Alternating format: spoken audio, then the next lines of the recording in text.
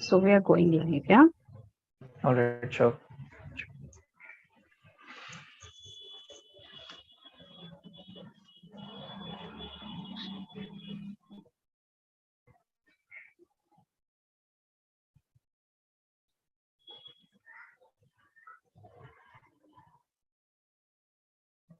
Hello, everyone. Wish you a very good evening. Welcome to the seventh episode of season 4 of our Circular Chat series. The Circular Chat is an initiative by ICCE to develop and promote the idea of a circular economy and its related topics. In this season, we are discussing ESG. In every episode, we take up one topic and discuss that through a question and answer round. Today, we have with us Mr. Abhinav Goel to share his knowledge on the topic of performance of ESG strategies. I'm Surbhi and I'm glad to host our guest speaker today, Mr. Abhinav Goel. Abhinav is currently associated with S&P Global with its division Sustainable One as team leader and taking care of the financial institution sector with its ESG domain for the well-renowned Dow Jones Sustainability Index (CSA). He is known for his expertise in ESG and financial consulting, reporting and research. He has also worked within the management and business consulting industry in various ESG and management consulting related projects. He carries 4+ years of work experience under ESG, financial research, and modeling field. He is a great speaker and has delivered many sessions, workshops on ESG and other topics. Hi, Abhinav. A very warm welcome to the discussion today, and thanks for joining us.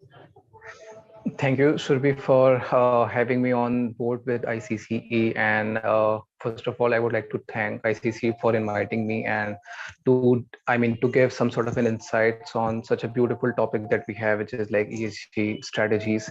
Again, thank you so much for inviting me here. Thank you so much. That's great, Abhinav. Thank you. Thanks a lot. So let's start with our questions round with you. And we would want to know about this in detail. Like many nations have adopted regulations such as carbon taxes as a part of their regulations. How the tax regiment will help companies to embrace ESG? All right. So, Subhi, when we talk of ESG, so ESG is such a dynamic field altogether that suddenly a lot of standards have came in. Suddenly, a lot of regulatory changes has coming in. So the regulatory landscape is changing very rapidly. Governments across the globe are basically introducing a new form of taxes, right? So new tax measures, incentives to positively influence behaviors that are impacting the environment and contributing to climate change. So governments must fulfill their commitment to reduce greenhouse gases emissions as they strive to control and mitigate climate change. From a global perspective, if I have to talk about, we are seeing the implementation of environmental taxes such as new carbon and plastic taxes for, let's say, the expansion of the scope of carbon pricing system and interesting funding opportunities to support green investments such as sustainable energy transitions. So it's like we are having innovative way of discouraging use of fossils in something countries are putting on priorities. So deterring the burning of fossil fuels is extremely crucial to reducing the accumulation of heat trapping greenhouse gases in the earth's atmosphere. So a carbon tax, if I have to talk about, so carbon tax basically could discourage the use of fossil fuels and encourage a shift to less polluting fuels, thereby limiting the carbon dioxide emissions that are by the far the prevalent greenhouse gas emission. Carbon taxes basically are levied on coal, oil products, and natural gas in proportion to their carbon content and can be collected from fuel suppliers. So they in turn will pass on the tax in the form of high prices for electricity, gasoline, and heating oil, and so on. As well as for the products and services that depend on them, this provides incentives for producers and consumers alike to reduce energy use and shift to lower carbon fuels or renewable energy sources through investment or such behaviors basically. So for instance, if I have to talk about, let's say, another category of ESG related tax we have, so the European Union just recently introduced its first block wide levy on non-recycled plastic packaging waste in January 2021. So each member state can choose how to finance the zero point 0.8 pounds per kilogram levy, whether that's directly taxing the plastic sectors or passing the cost down the line to the businesses and the consumers. So it's like EU countries are determining how the levy will be funded, how the tax will be funded. So, for example, in Spain and Italy, if I talk about, this is manifesting in a new tax on non-usable and reusable plastic packaging and single-use plastic items, both basically likely to effective in 2022, this year only. So another scenario on August 2022, I think if I still remember, the date was 7 or 8 odd August. US Senate has just passed an Inflation Reduction Act of 2022, so which include incentives for clean, renewable, and traditional energy sources. The House is expected to act on the bill on August 20 August 12 that time, and clearing the measure for President Biden to sign it. So this bill would basically reinstate and significantly expand the current incentives by providing an estimated 370 billion USD of new energy related tax credits over the period of next 10 years. So you see, I mean, there are a lot of regulatory changes that are coming in, and companies eventually have to abide by them. So the legislation that I talked about would Hmm. also have a significant impact on companies relying on various Hmm. financing arrangements for energy related projects. So permitting more flexibility with direct pay and transferable credit operations. So taken as a whole, these Hmm. incentives could be a significant interest not only for traditional energy companies, but for also a wide Hmm. range of business to business, business to consumer companies, and including those in the transportation, real estate. I mean, the whole sectors, if I had to talk about, they will be directly or indirectly impacted by this. So also, it's just not about bringing about the new tax categories. Calls for transparency around tax disclosures by MNCs have been also growing over the years, right? So there are a lot of indicators, if I have to talk about, they do have separate indicator of taxation reporting. So I mean, people, Hmm. the lot of companies are giving a lot of tax disclosures to their investors. So again, if I had to talk about ESG, so this taxation somewhere come around within the economic, in my economic and the social dimension part of it. So that's how basically Hmm. it is getting more prevalent, and the momentum around ESG relevance in business will only accelerate. So tax can and should play an essential role on this path. Organization Hmm. would do well to invest time and efforts, I believe, to integrate tax into this critical discussion to stay ahead of the curve, I guess. I think that's about it. Absolutely. So taxes definitely play their own part, and the regulations and taxes, obviously, they go side by side. So tell us, Right. the financial and banking sectors have integrated ESG principles into their funding criteria. So companies are already feeling the financial penalties of failing to act on sustainability. What is your view on exclusion and negative screening policies being adopted by financial institutions? Right.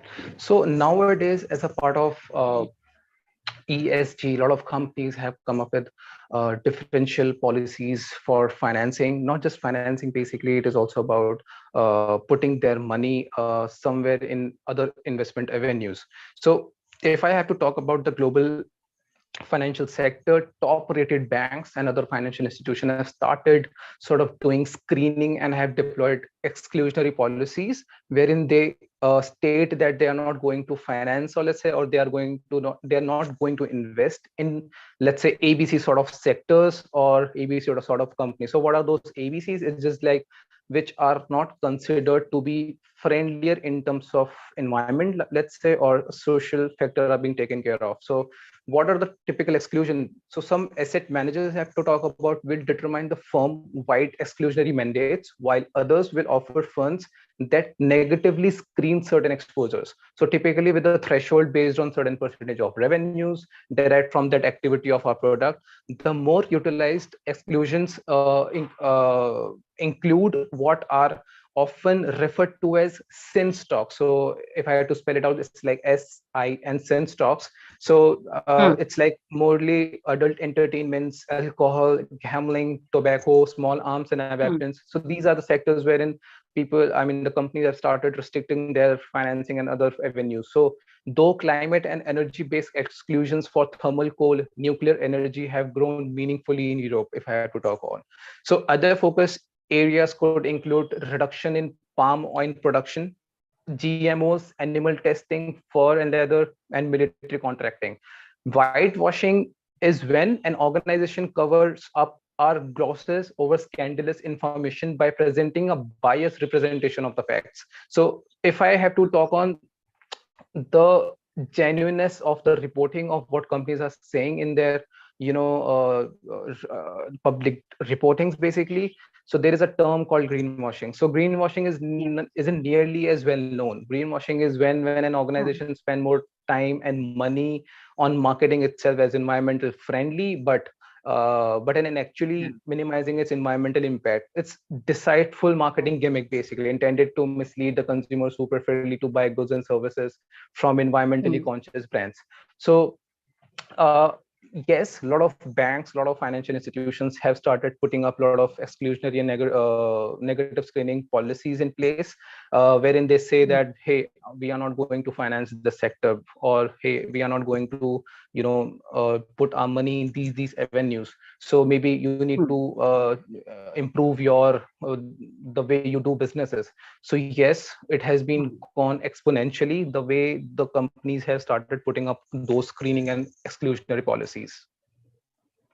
Absolutely. And yes, we are talking about greenwashing here. So this is completely about accountability and how the ethical values are there of the companies. So Right. some companies have successfully adopted sustainability and ESG strategies, and they are outperforming and they are leaders. How will ESG transparency be a key focus for organizations in the years to come? So ESG, which is environmental social governance, is a very hot topic nowadays. And in boardrooms today, this has become the topmost. I mean, what I personally believe, this should have been become a topmost hot topic to discuss on, which actually impacts their strategical decisions. So there is a verifiable surge in investors and stakeholder interests, including policymakers and NGOs in companies that take ESG very seriously. So investors are also increasingly considering business ESG performance in their financial decision making, while investors have made their demands for investment grade information very clear. So it is difficult for businesses to determine what, how, and how much to report. More than ever, it's like investors and companies seek evidences, based insights, uh, high quality data sets, and advanced analytics to support their investment strategies when linking sustainability and business performances. So one of the most important tools that companies and investors utilize assessing the sustainability performance is an ESG scores. So you see there are Mm. 100, I mean, there are like 1,000 companies globally based out, and they all are reporting on their sustainability aspects. So which is the most common and the basic way as to how to I mean, to determine how they are performing in the market in terms of the sustainability. Nothing is just we there is only one common metric, which is ESG scores. So I believe the ESG score as of now is the most common basic platform as of now, wherein the companies have started putting on more emphasis. And also an ESG basically is a score. It's typically a headline number, I would say, that presents the provider's opinion of a company or entity's performance against predefined ESG criteria. As the climate warnings have grown louder, the pace of ESG influence has increased, yet claims of greenwashing, again, I'm bringing this term again, haven't allowed the Mm. industries to fulfill its potential. That's set to change as regulators across the globe mandate ESG transparency rules, which could trigger the next leg up in the green revolution. Money managers from New York to London to Tokyo have been left scratching their heads as prominent financial firms have been called out for elite greenwashing, the practice of embellishing their ethical credentials. So in order to make ESG disclosures more trustworthy to stakeholders, the standards on ESG transparency reporting needs to be established. So ESG transparency Mm. describes the disclosure of ESG relevant matrices by company, industry sectors, etc. So maybe what what most early what most important for mining sector could be is not mandatory that the same matrices would be important for any other sector. So they have their own Hmm. guidelines, they have their own indicators, they have their own stake, standards. So Hmm. companies benefits from increased ESG transparency, as companies with a strong ESG performance have demonstrated a higher return on their investments, lower risks, and better resilience during climate crisis. Plus, and ESG regulation continue to increase in proportion to the rise in the popularity. I think there have been a lot of instances Hmm. wherein ESG based companies have performed really great.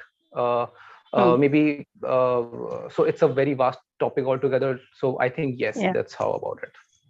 Yeah, so obviously, so ESG transparency, when we are talking and greenwashing, it should not be just because of the rules and regulations. People have to be ethical. And anyways, these are the positive things that brings ESG reporting brings so many positive things to the company and brings definitely sustainable outcomes at the Right. end.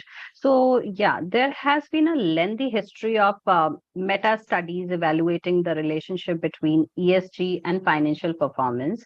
With the passage of time, ESG and impact investing have seen exponential growth, owing to mounting evidence that a business strategy focused on substantial ESG issues growth is associated with high quality management teams and higher returns. What is your view on it?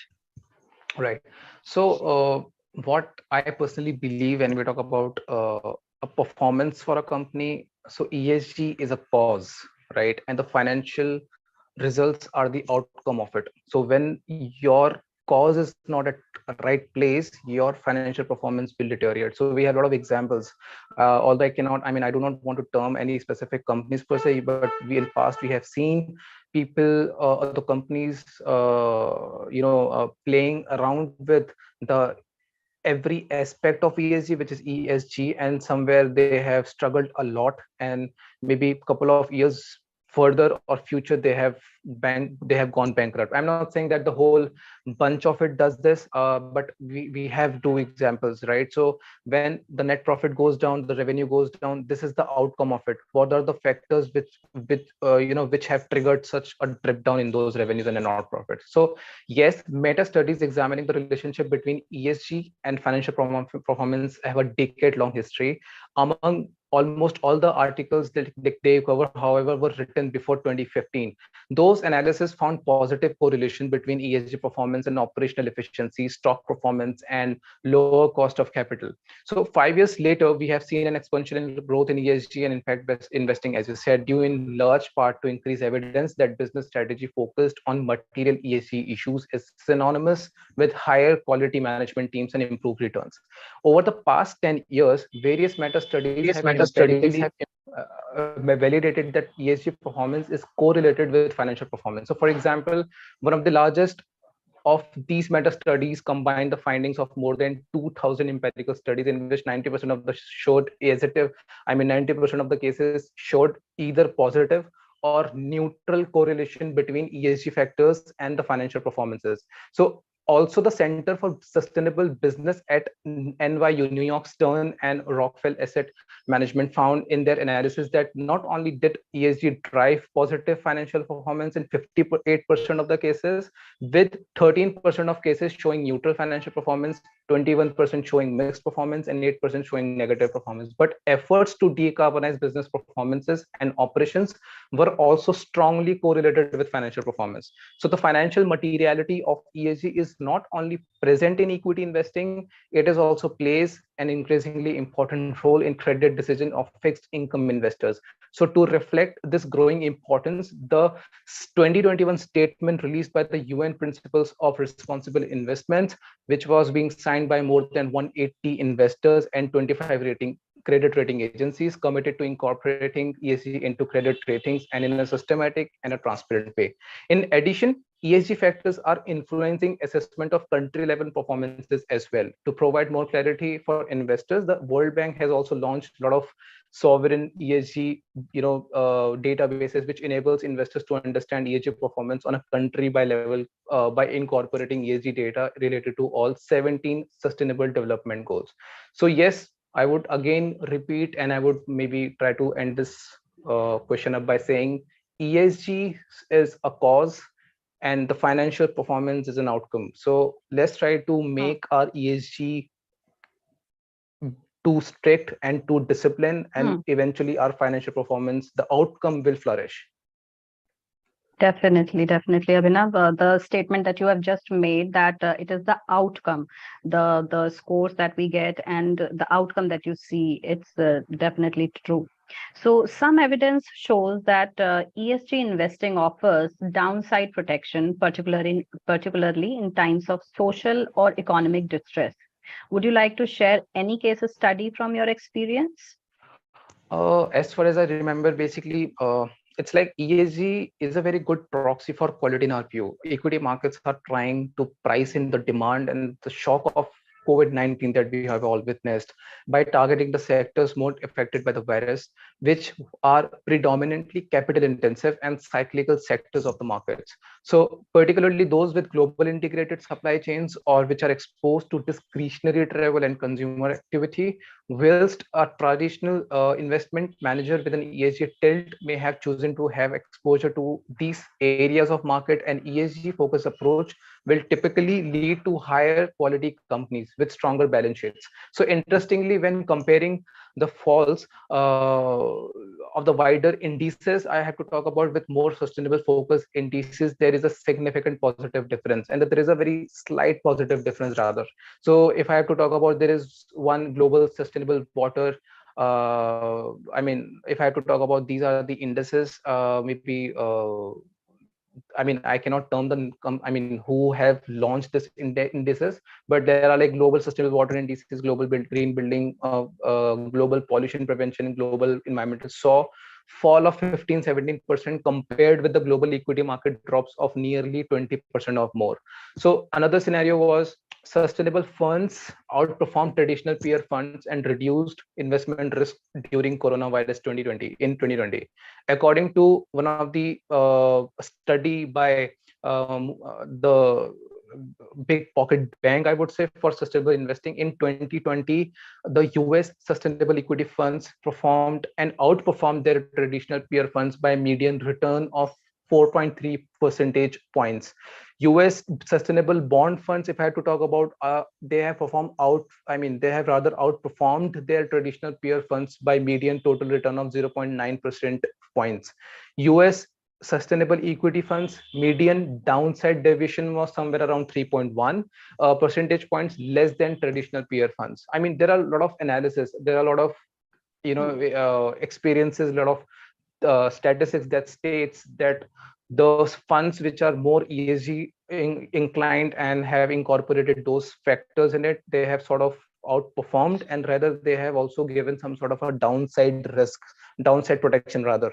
So an analysis of Hmm. more than 3,000 US mutual funds and exchange traded funds has showed that sustainable equity funds outperformed their traditional period by a median of 4.3 percentage point in 2020. So the same period, sustainable taxable bonds, if I have to talk about, beat their non-ESG counterparts by median of 0.9 percent point. So n number of example, I would say. So yes, ESG related products, ESG related, I mean, the funds, the indices, they have given a lot of downside protection. I think that's about it. Yeah. Yeah, Abhinav. So yeah, definitely during this Corona times, lots of case studies have come up. It has given the economic and social distress to every company.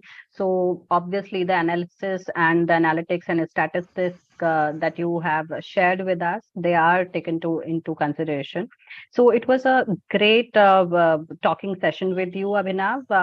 We Thank you. have got answers to all the questions that we had, and thank you. Thanks a lot for being here with us. And it was great informative session with you. And I would like to thanks all of our audience as well, those who are there with us on the live chat today.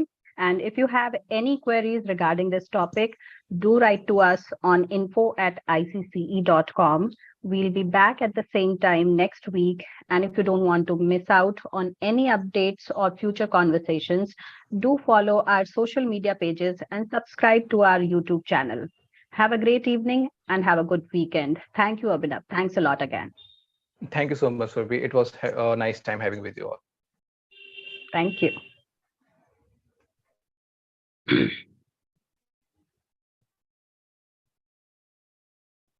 We can